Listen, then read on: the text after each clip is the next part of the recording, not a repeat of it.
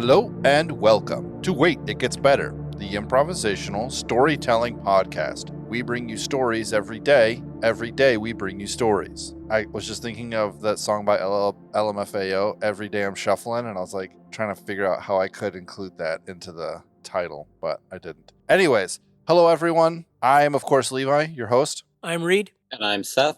And we are here to talk about the Nebula of Nottingham, which is our latest creation. The recap, if you can't understand it by the name, is yes, it was Robin Hood in space. Reed had fiction by another name, and he chose Robin Hood. So that was kind of cool. I thought that was kind of cool. We had an interesting, some interesting fighting styles. We had some interesting magic systems. We had some interesting artifacts. But most importantly, what's most important at the end of the day is not what you, our listener, thinks of the stories, but what my fellow co-hosts think of the stories. Do you guys have your ratings? We like to rate them 1 through 10. We just started it like a couple of stories ago, but so far it's going okay. Reed, what do you rate this one? 6. 6. So it's 1 to 10,000. So that's a pretty low score. Yeah, I think that, well, I'm a little hard on us. I liked it. There's a lot of good things in this story. I still have a feeling like what I want to see to get up there to 8s and 9s. Yeah. I want to see where we're filling in more storytelling rather than kind of describing what the story would be if we were telling it. Does that make any sense to you? I think so. Yeah. So less storyboarding and more story writing. Yeah. Just have throw in some telling of like this interaction takes place as part of the thing, and then it starts falling together. I'm not pointing fingers here. This is something that I am guilty of. But in my mind, I'm not ready to jump up to high scores, even though we got a really great story going. I'm not ready to jump up to high scores till we kind of make it that kind of more engaging. That's the thing. Yeah. That's really interesting. The way I think as you were talking about that, I'm improvising what I'm saying right now. This is not pre-planned, but maybe we should include something where if someone has an interesting idea about how something should go, we should ask them, what would that look like? And then they sort of enter in and kind of that's one of the problems. Like you can improvise ideas, but it's kind of difficult to improvise meaningful storytelling. Yeah. But with the fighting style, what would that look like? Well, it would look like, kind of like a tomato, how the one part is like red and the other part is green. Sorry. Yeah. We'll have to think about that, Reed. I think that's a really good point, though, because ultimately this is supposed to be a storytelling podcast. I've kind of been living a lie. It's not really a storytelling podcast. It's just a story idea podcast. I gotta cancel all the previous hundreds of episodes. What episode would this come down to?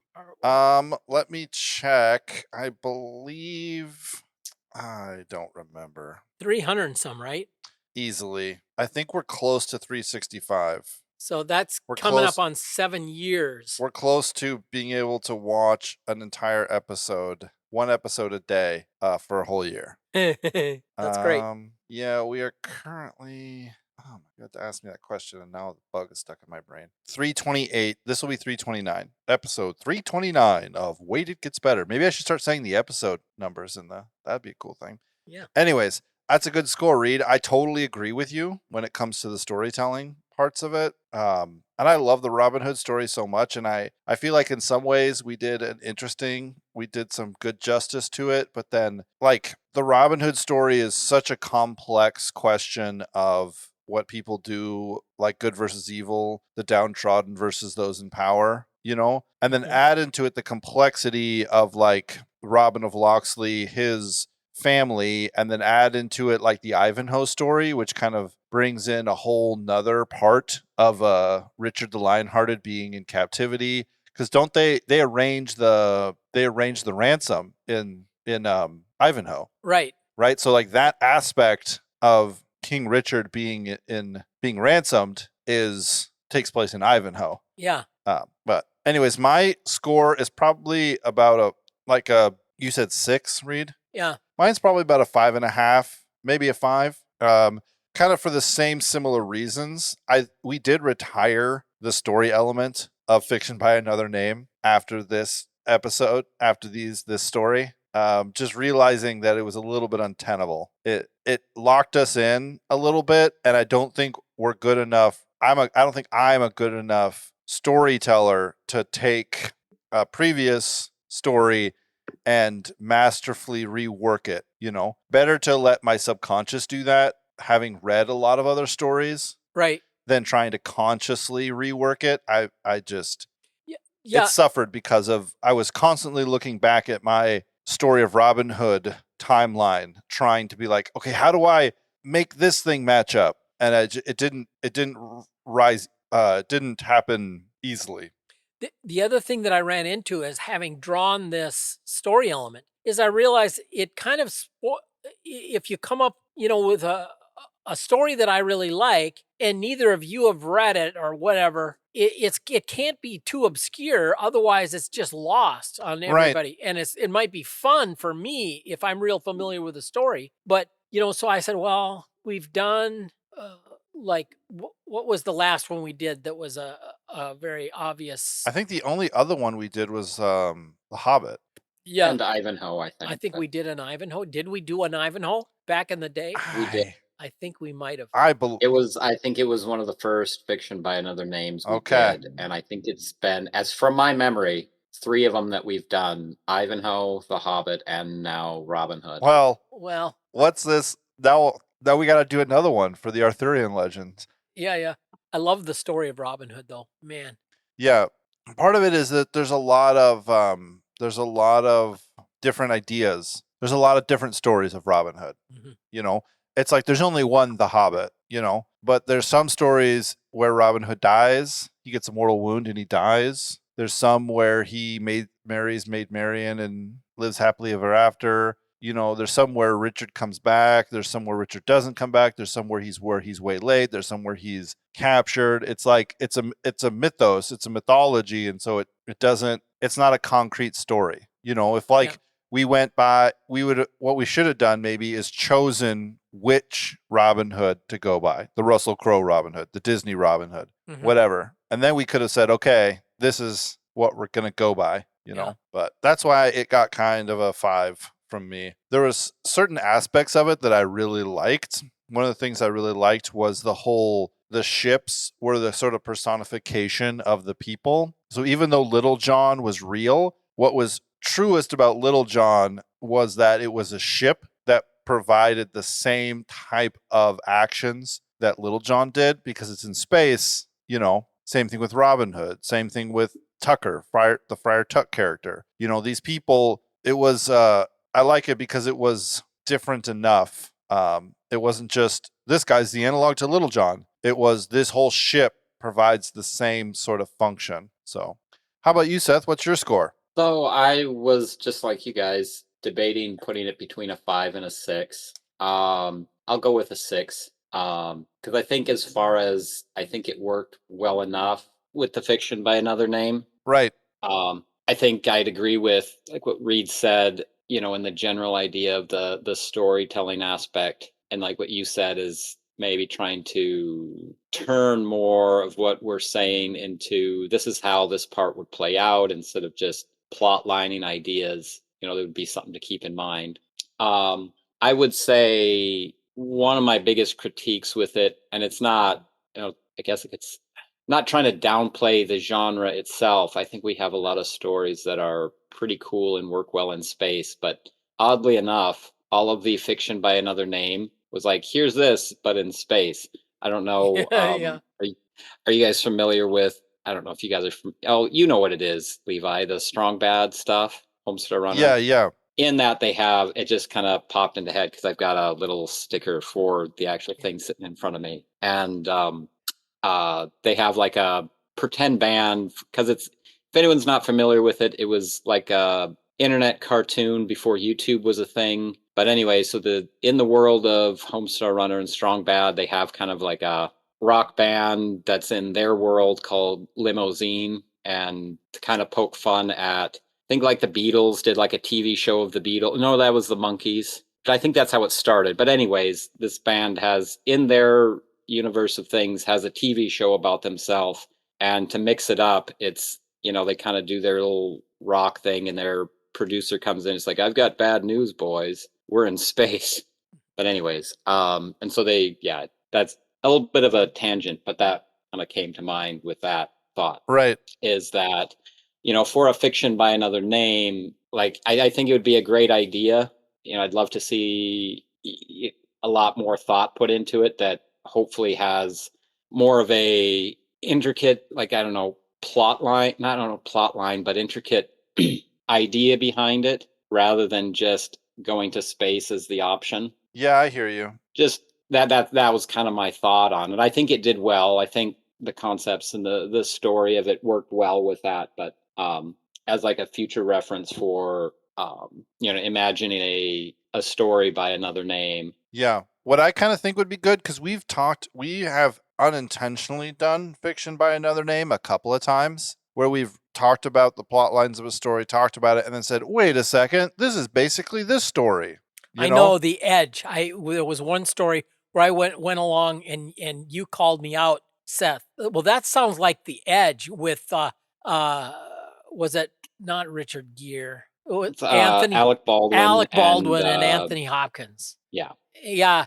And I realized it was tucked back there in my subconscious that I was not even when you called me out, and I said, I'm so busted. Well, that's okay. I'm saying I think it's better that we stumble upon fiction by another name accidentally, rather than trying to force it. Which is what I was trying to say earlier. It's like, it's much better to just say, we're going to come up with our own ideas. And if at the end, in one of these review episodes, someone says, guys, we did fiction by another name. We did Phantom of the Opera, except in space, or whatever. Phantom of the Opera, except the Western. Yeah. We would be like, oh my gosh, isn't that crazy how that happened? Rather than trying to force the issue. You know what I mean? Yep. Cool. Yeah.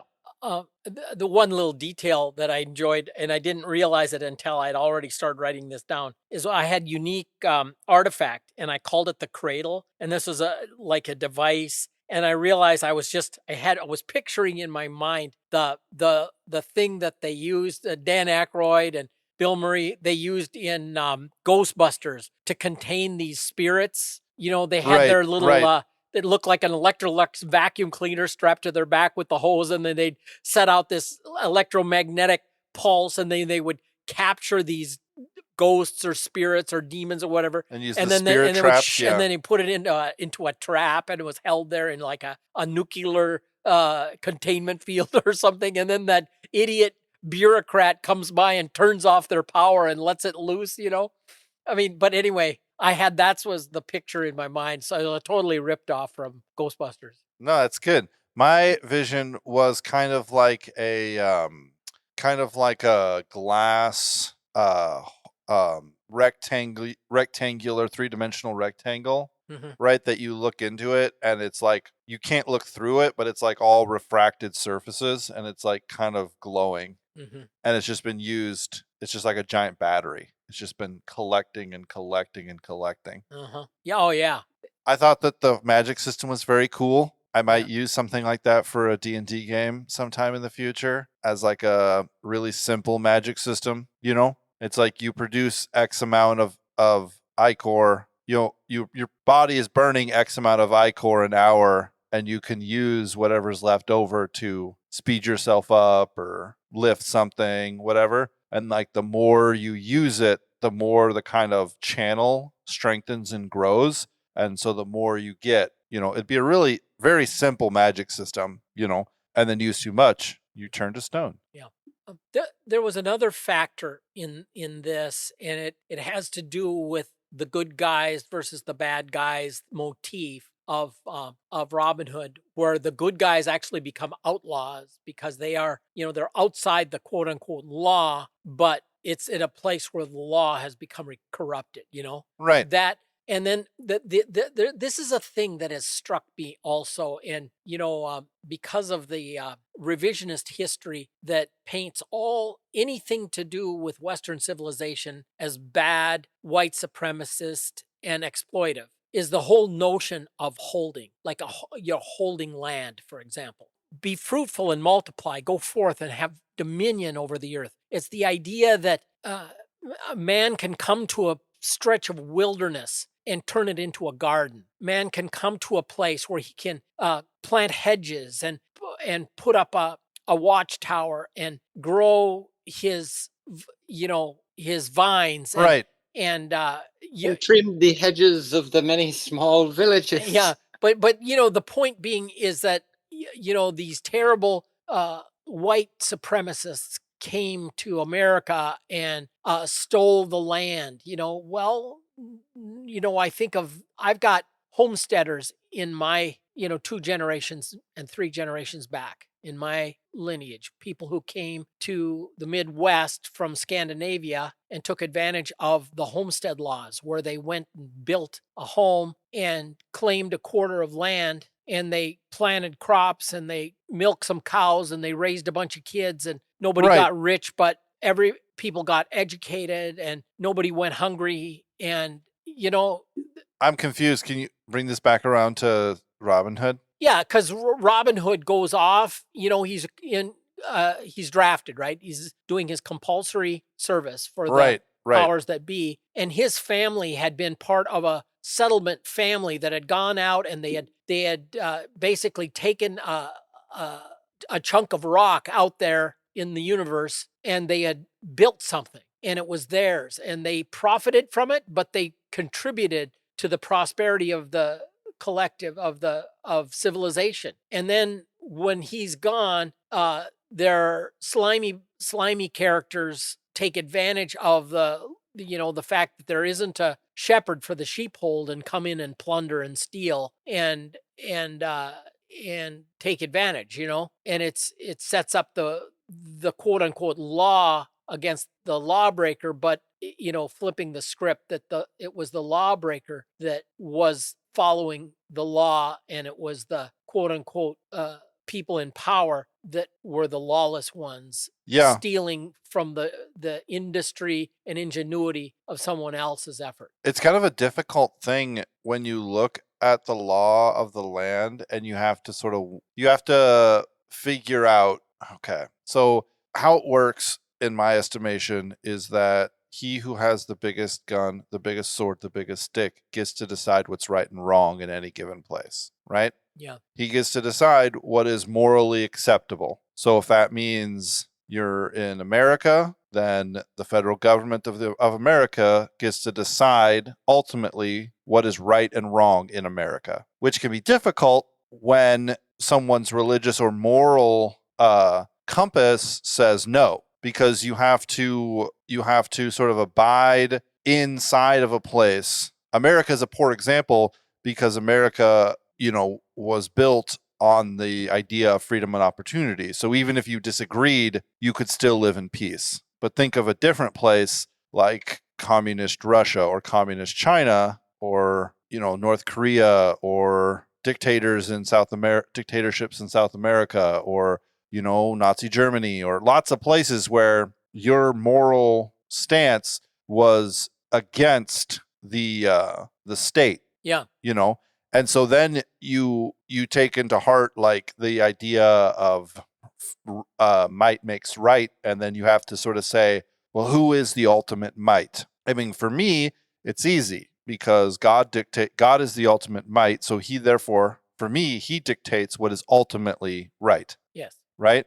So I can go into a communist country, I can go into a dictatorship, I can go into a parliamentarian country, I can go into a democratic republic, a constitutional republic, I can go into the high seas where there is no government, and always I have a moral compass pointing me towards what is right, protecting the innocent, upholding truth, the value of life, the value of children, the value of honor, yes, the virtues.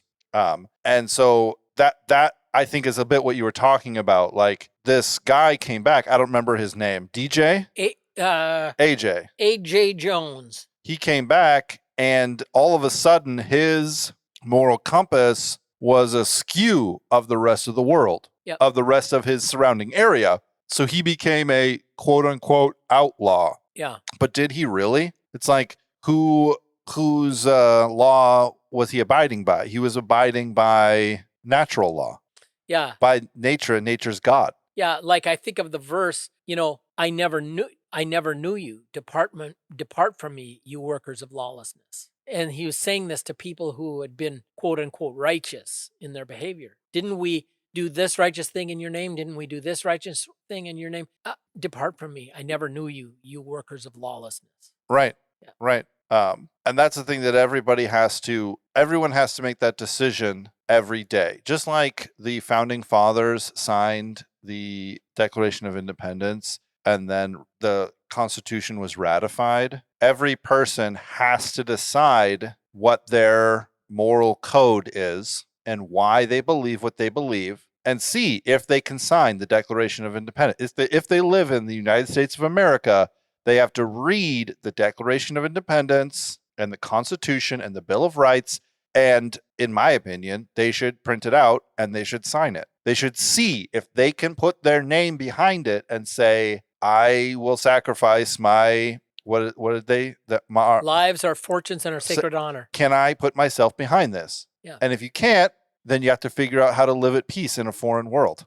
Well, in the military, when you join the military, you swear an oath to uphold the Constitution. When you are elected to public office, you put your hand usually on a Bible and swear to uphold the Constitution. It's like we're assuming that our leaders are signed on to it, Right. And I agree with you. I think, what if we extended, I want to buy a house. Well, to own property, you have to swear to uphold the Constitution, the law of the land. I think that's an interesting thought. Yeah.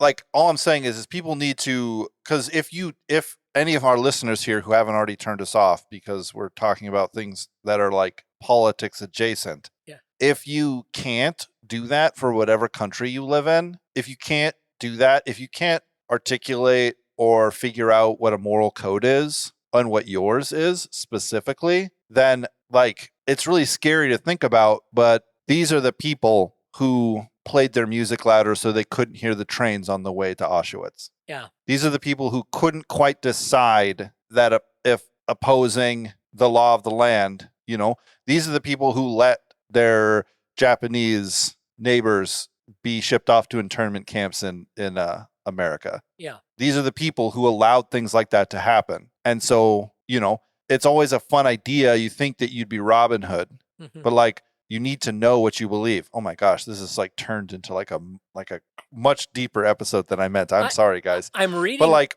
this is the absolute basis of the story of Robin Hood.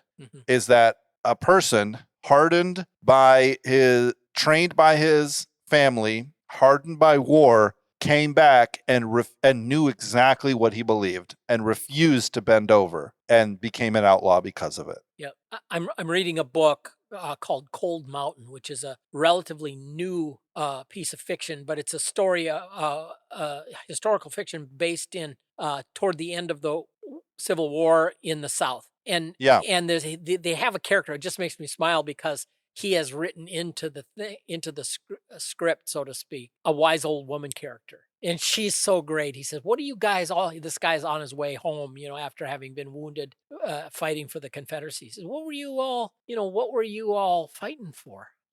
What?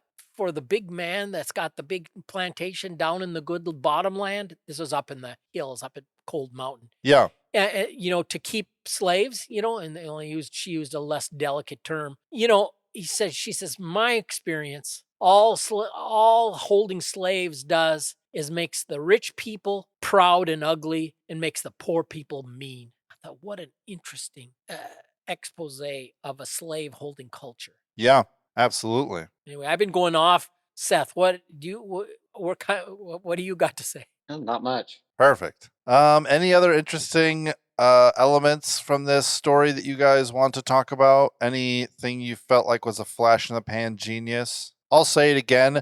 My magic system was amazing. Absolutely. I oftentimes will think of story elements in terms of how could this be part of a D&D game. That's like a big way that I have designed things and done things. And maybe that's one of the reasons why I don't do a lot of long form planning, is because I'm kind of an off the cuff kind of DM, and that's kind of my own fault. So anyways, any other cool ideas you guys have before we wrap this up? Oh, I think it's good. All right. I am going to draw our elements for next week. How does that sound? Does that sound fine to everybody? Good for me. I guess so. Seth, can you give me a number between 1 and 11? 3. All right. Reed, do you have something based on a book you're reading? I imagine it'll be the one that you just brought up to us. Okay. Reed, number 1 through 10. 2. All right. Seth, you have government type. Wait, no, I would have government type because I have to choose for Seth. Okay, I have government type. Oh, perfect. I've been thinking about a government type for like weeks. It's going to be a great government type. Seth, you have Pantheon. All right, guys. Thank you so much for joining us for this episode of Wait It Gets Better. If you want to hear more, we have so many episodes. If you want to hear less, send me an email at waititgetsbettercast@gmail.com, and I will send you nothing if you want to hear less. Great. Message us on Twitter at @getsbettercast if you want to ask us questions, inquire about our stories. If you have any cool ideas, if you want to use any of our stories in your story, I'm totally game for that. And until next time, I would say just wait. It gets better.